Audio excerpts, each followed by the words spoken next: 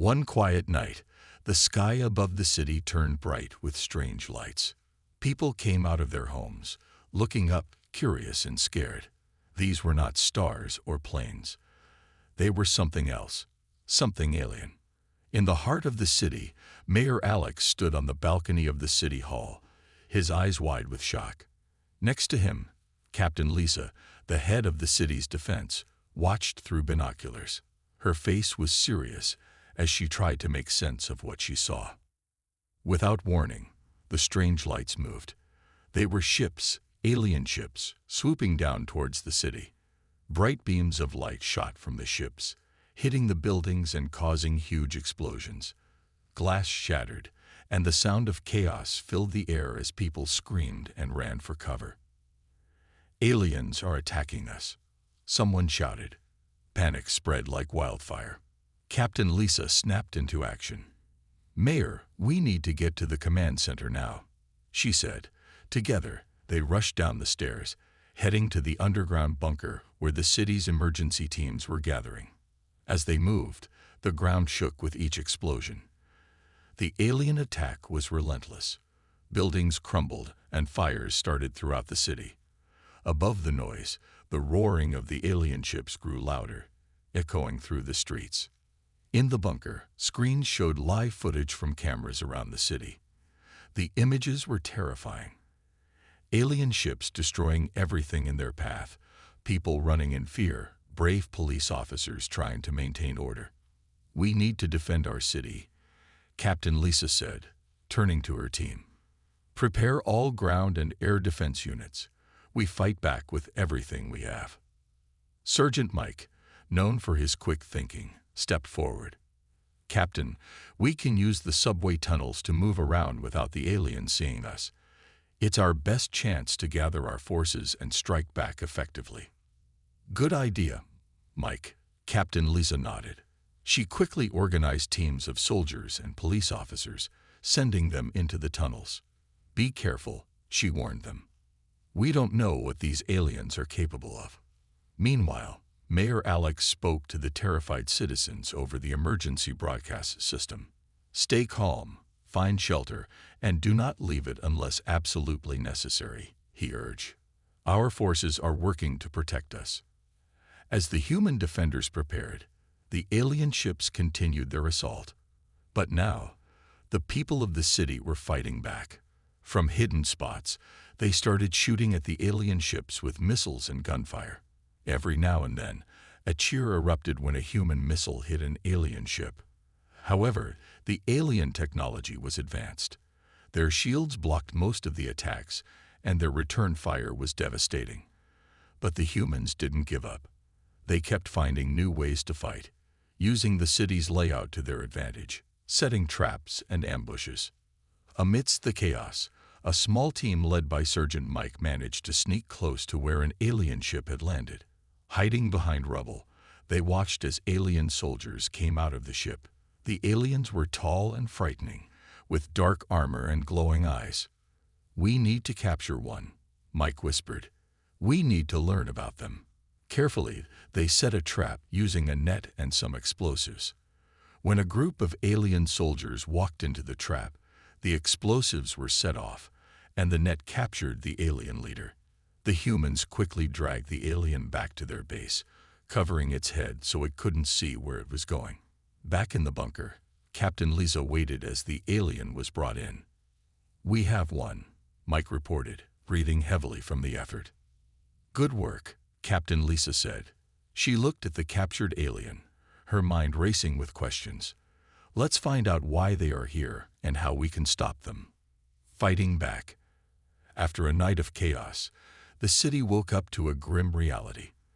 Alien ships still hovered in the sky, casting dark shadows over the streets. But the people of the city, led by Captain Lisa and Sergeant Mike, were not ready to give up. They had a plan to fight back. In the underground command center, Captain Lisa gathered her team for a briefing. The room was filled with the hum of computers and the low murmur of determined voices. "Last night, we showed that we can hit their ships," Captain Lisa started, pointing to a screen, displaying a map of the city with key locations marked. today, we use our city against them. We know these streets better than they ever will." Sergeant Mike stepped forward, unrolling a large map on the table. "Here are the subway lines," he said, tracing the routes with his finger. "We can move troops and supplies without being seen. We'll set up ambush points here, here, and here," he added, marking 3 intersections close to where alien activity had been highest. Captain Lisa nodded in approval. "Good. We'll also use the buildings for sniper positions. The higher floors provide good cover and clear sightlines." The team quickly got to work, organizing small units to move through the tunnels while snipers took positions in the buildings. The city's engineers were brought in to rig traps using the infrastructure, everything from electrified water puddles to explosive gas leaks. As the alien ships began their second wave of attacks, the humans were ready. The first alien squad that landed near the Central Park was quickly pinned down by sniper fire from surrounding buildings.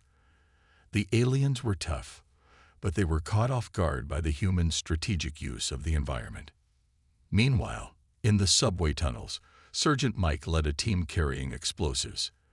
They moved silently through the dark, damp corridors. When they reached an access point right underneath an alien landing zone, Mike gave the signal. The team planted the explosives and retreated quickly. Moments later, the ground shook as the charges detonated, destroying one of the alien ships and sending debris flying.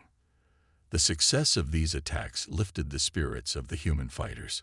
Word spread through the city's emergency channels, and more citizens joined the resistance, using whatever they could as weapons. Mayor Alex, seeing the resilience of his people, made a broadcast from the command center. "Today, we fight not just for our city, but for all of humanity," he declared. "We stand united, and we will not be defeated." Back in the streets, Captain Lisa coordinated another strike. This time, her target was the alien command center they had identified in a captured ship's data. With a group of heavily armed soldiers, she led the charge. The aliens were ready, and a fierce battle erupted. Lasers and bullets flew through the air, creating a deadly dance of light and sound. During the fight, a human engineering team managed to hack into an alien vehicle left unguarded. Turning the aliens' technology against them, they used the vehicle to breach the walls of the command center. The humans stormed inside, and after a tense firefight, they took control. In the midst of the chaos, Captain Lisa captured another high-ranking alien officer. With 2 prisoners now, the humans hoped to gain even more insight into the alien forces. As the day turned into evening, the humans had regained control of several key areas. The alien invaders were now the ones on the defensive, scattered and disorganized. Back at the command center, the mood was cautiously optimistic. "We've turned the tide," Captain Lisa said to her team. "But this is far from over. We need to keep the pressure on." Sergeant Mike came in, dirty and tired, but with a grin on his face. "We've got them on the run," he reported. "Let's keep it that way."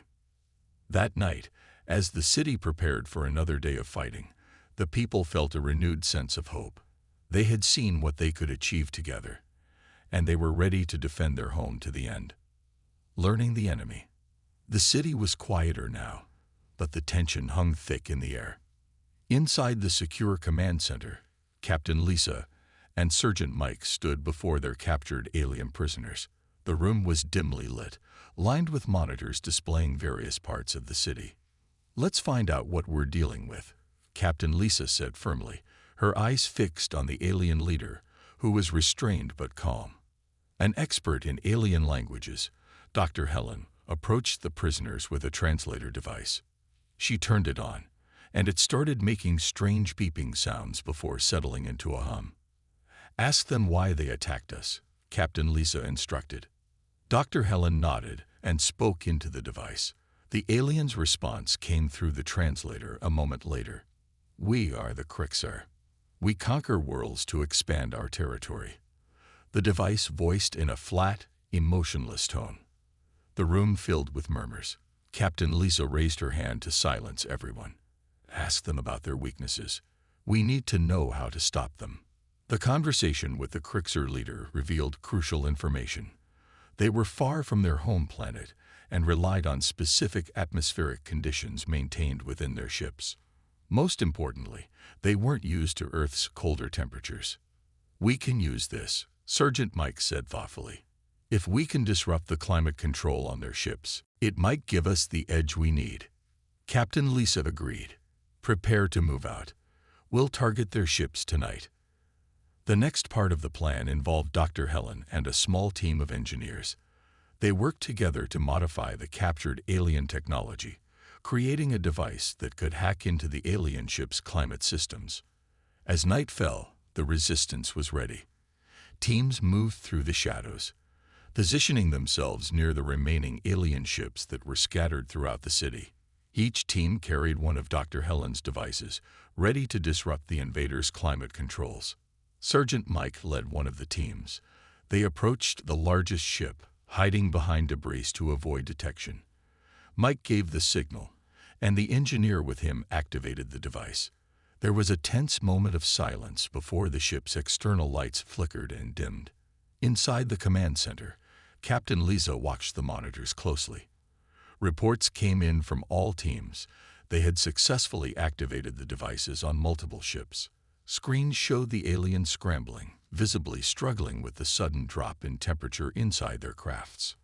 With the aliens distracted, human forces launched a coordinated attack. Explosions lit up the night as human fighters targeted the weakened alien defenses. The cold had slowed the aliens down, making them sluggish and less coordinated. In the midst of the chaos, another critical discovery was made.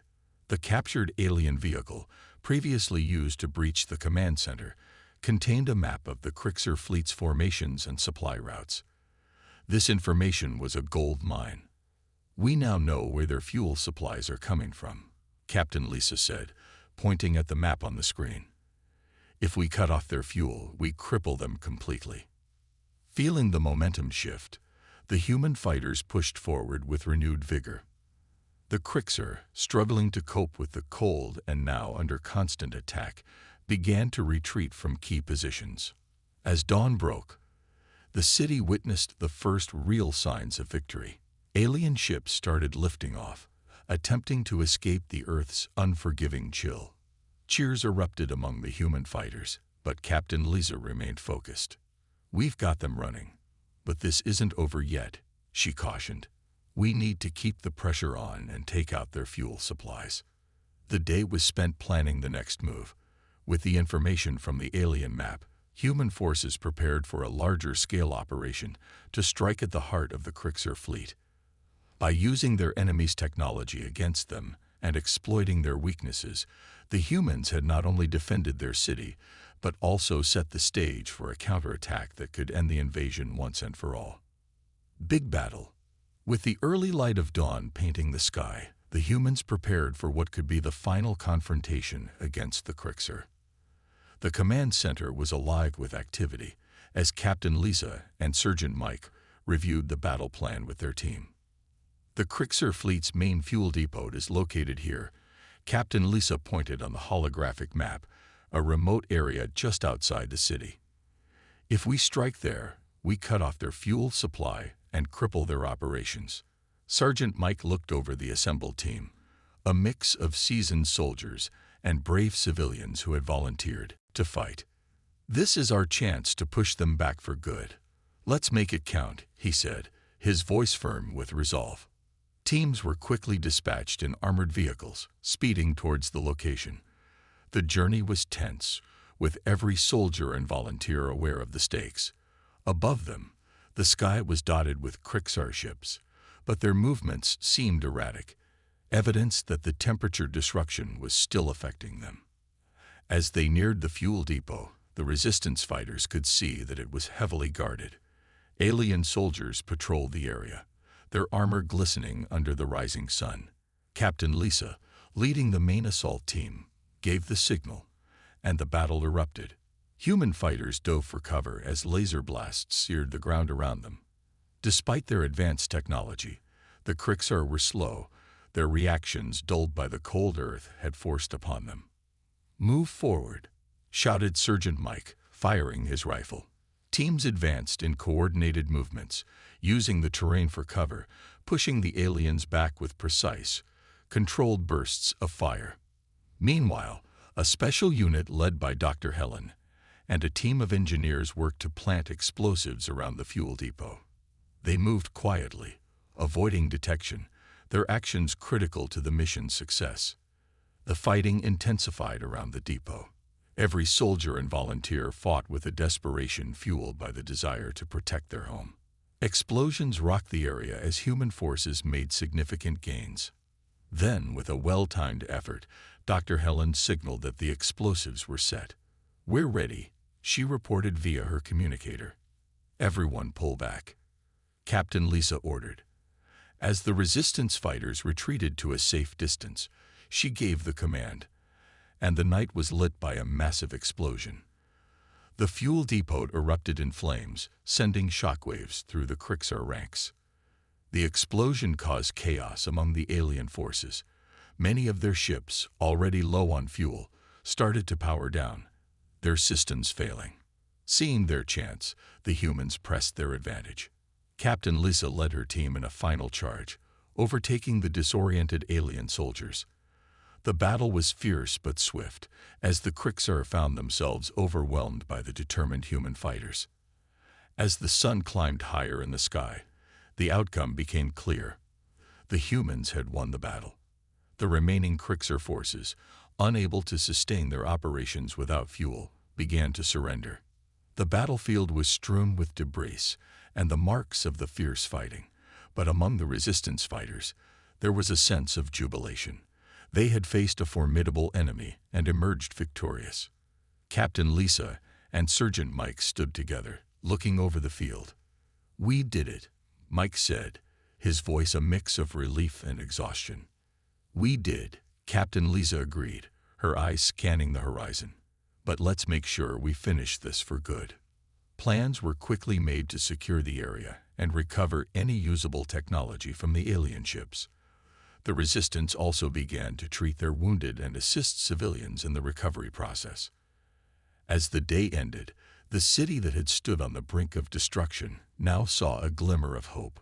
The battle had been won, but the war was not over yet. The humans would need to stay vigilant, prepared to defend their world again if necessary. But for now, they celebrated their victory, knowing they had protected their home and perhaps gained a bit of peace, at least for a while. A new alliance. After the fierce battle, the city slowly returned to normal. Buildings were rebuilt, streets were cleaned, and people began to smile again. However, the memories of the alien attack lingered in everyone's minds. Captain Lisa and Sergeant Mike, heroes of the battle, were now tasked with securing peace for the future. In the city hall, where the battle plans had been made, a new kind of meeting was taking place. Alien representatives from the defeated Krixar forces sat across from human leaders, including Mayor Alex, Captain Lisa, and other officials. The atmosphere was tense but hopeful.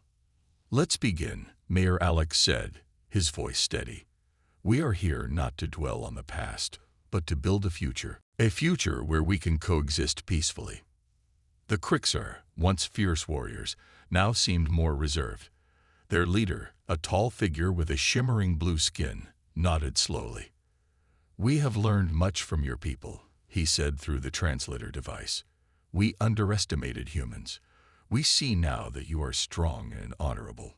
Captain Lisa, who had spent the last few weeks overseeing the disarmament of Krixar weapons, spoke next. "We have defeated your forces, but we do not seek to destroy you. We believe in justice, not vengeance. Let us work together to ensure that this conflict does not repeat itself." Sergeant Mike added, "We have much to learn from each other. Your technology, your knowledge of the stars, it could help us greatly. And in return, we offer our friendship and our commitment to peace." Discussions went on for hours.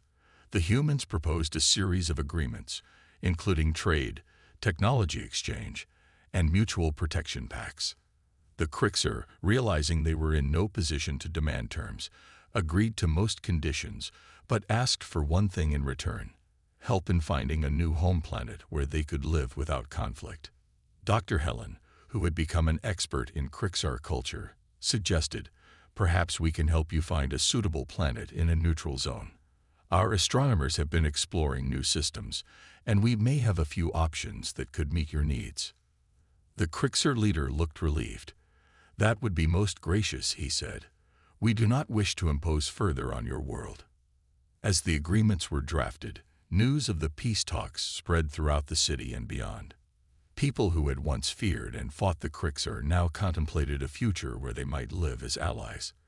There was skepticism, of course, but also a growing sense of optimism. The signing ceremony was held a week later in the city square, rebuilt and bustling with life. Mayor Alex and the Krixar leader both signed the documents, their signatures marking the beginning of a new alliance. As the crowd cheered, Captain Lisa felt a mix of pride and relief. She turned to Sergeant Mike, who was watching the celebrations with a thoughtful look. "We've done something remarkable here," she said. "We have," Mike agreed. "But the real work starts now. Keeping peace will be just as tough as winning a war." The next few months proved Mike right. Implementing the treaties required constant negotiation and compromise. Human and Krixar teams worked together to survey potential planets for the Krixar settlement. They encountered challenges, from technical difficulties to distrust from factions within both species who were not ready to accept the peace. However, the joint missions also brought successes. A habitable planet was found, meeting the Krixar's environmental needs without encroaching on any existing territories. Human scientists and Krixar engineers collaborated to build sustainable settlements. On Earth, cultural exchanges began. Krixar art, music, and technology were introduced to humans, and human culture was shared with the Krixar. Schools taught children about their new allies, fostering a generation that would grow up without the prejudices that had fueled the initial conflict. Years later, the city that had once been a battlefield was now a symbol of unity. The annual celebration of the Alliance attracted visitors from across human and Krixar territories. Captain Lisa, now a general overseeing interstellar relations, gave a speech. "Look around you," she said to the crowd, which included humans and Krixar alike. "This peace was not easy. It took courage, forgiveness, and a lot of hard work. But it was worth every effort. Because now, instead of fearing what lies in the stars, we can look up with hope."